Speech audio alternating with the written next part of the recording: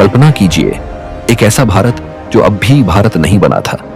न कोई विशाल नगर, न राजमहल, न ऊंचे दुर्ग, बस कबीले, ऋषि, तप, यज्ञ, नदियों के किनारे बसते छोटे छोटे समुदाय और प्रकृति के साथ तालमेल में बहता जीवन। इसी शांत धरती पर एक ऐसी चिंगारी भड़की जिसने पहली बार इस पवित्र भूमि को युद्ध की ज्वाला में झोंक दिया। इस संघर्ष का नाम है दशराज्य युद्ध, भारत का प्रथम महायुद्ध। स्क्रोल्स बियॉन्ड टाइम में एक बार फिर आपका स्वागत है। 1000 वर्ष पहले ऋग्वैदिक सभ्यता अपने उत्कर्ष पर थी। सरस्वती, रावी और परुष्णी जैसी पावन नदियां लाखों जीवों को जीवन दे रही थी। इसी युग में उभर कर सामने आते हैं दो महापुरुष, अर्षि विश्वामित्र और राजा सुदास। सुदास भरत कुल का युवा, तेजस्वी और प्रखर नेता। उसका उद्देश्य केवल अपने कबीले का नेतृत्व करना नहीं था, वह पूरे क्षेत्र को एक सूत्र में बांधना चाहता था। लेकिन जहां शक्ति बढ़ती है वहां विरोध भी जन्म ले। सुदास के शासन में 2 ऋषि अत्यंत प्रभावशाली थे, ऋषि वशिष्ठ और ऋषि विश्वामित्र। समय के साथ दोनों ऋषियों के विचारों में मतभेद बढ़े और यही मतभेद आगे चलकर राजनीतिक रूप ले गया। कई जनजातियां पुरु, यदु, तुर्वश, अनु, द्रुह्यु और अन्य एक दूसरे से हाथ मिलाने लगी। एक विशाल संगठन तैयार हुआ, 10 राजाओं का महासंघ। उनका लक्ष्य था सुदास को सत्ता से हटाकर अपना प्रभाव जमाना। यह केवल सामरिक संघर्ष नहीं था, यह विचारधाराओं, परंपराओं और वर्चस्व की टक्कर थी। परुष्णी नदी के दोनों किनारों पर 2 सेनाएं आमने सामने डेरा डाले बैठी थी।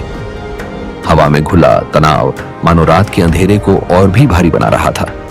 सुदास के शिविर में अर्षि वशिष्ठ यज्ञ कर रहे थे, देवताओं से विजय का वरदान मांगते हुए। उधर 10 राजाओं का शिविर, शोर, रणघोष, रथों का गर्जन, सैनिकों की तैयारियां और रणनीति पर गहन चर्चा। युद्ध बस प्रभात की प्रतीक्षा कर रहा था। ज्यों ही सूरज की पहली किरण धरती पर पड़ी, युद्ध का शंखनाद गूंज उठा। 10 राजाओं की अपार सेना आगे बढ़ी, पैदल सैनिकों का सागर, घोड़े, रथ और युद्ध गर्जन। सुदास ने अपनी रणनीति पहले से तय कर रखी थी। उसने परुष्णी की धाराओं को मोड़ा, जिससे महासंघ की भारी सेना कीचड़ में धंसने लगी। रथों के पहिए जाम हो गए, सैनिकों की पंक्तियां बिखरने लगीं और ठीक तभी सुदास ने निर्णायक आक्रमण किया। छोटी पर अनुशासित सेना बिजली की तरह टूट पड़ी। समूहों में बटी विरोधी सेना टकराते ही ढहने लगी। ऋग्वेद में वर्णित है, सुदास के वीरों ने 10 राजाओं के विशाल संगठन को खंड खंड कर दिया। परुष्णी की लहरें लाल हो उठी, कई जनजातियां भी पराजित होकर भागी, कई सत्ता से ही मिट गईं और महासंघ धराशायी हो गया। दशराज युद्ध के बाद सब कुछ बदल गया। सुदास सर्वश्रेष्ठ नेता बन गया। उसका भरत कुल इतना शक्तिशाली हुआ कि आगे चलकर भारत नाम की नींव इसी कुल से जुड़ी। वशिष्ठ विश्वामित्र की प्रतिद्वंद्विता भारतीय परंपराओं में अमर हो गई।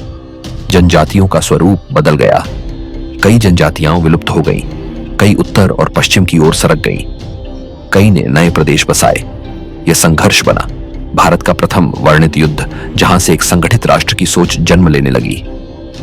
इस युद्ध का महत्व यह केवल 10 राजाओं और सुदास का युद्ध नहीं था, यह उस सभ्यता की दिशा तय करने वाला युद्ध था जो आगे चलकर इस भूमि को भारत बनाएगी। यहीं से आरंभ हुआ नेतृत्व का विचार, संगठन की शक्ति और सामूहिक पहचान की भावना। इसीलिए दशराज्य युद्ध को भारत के इतिहास का पहला महान युद्ध कहा जाता है। हजारों वर्ष पहले परुष्णी की मिट्टी पर बहा रक्त सिर्फ एक युद्ध की कहानी नहीं था, वह एक सभ्यता के जन्म की प्रस्तावना थी। और उसी युद्ध ने एक ऐसे नाम को जन्म दिया, भारत।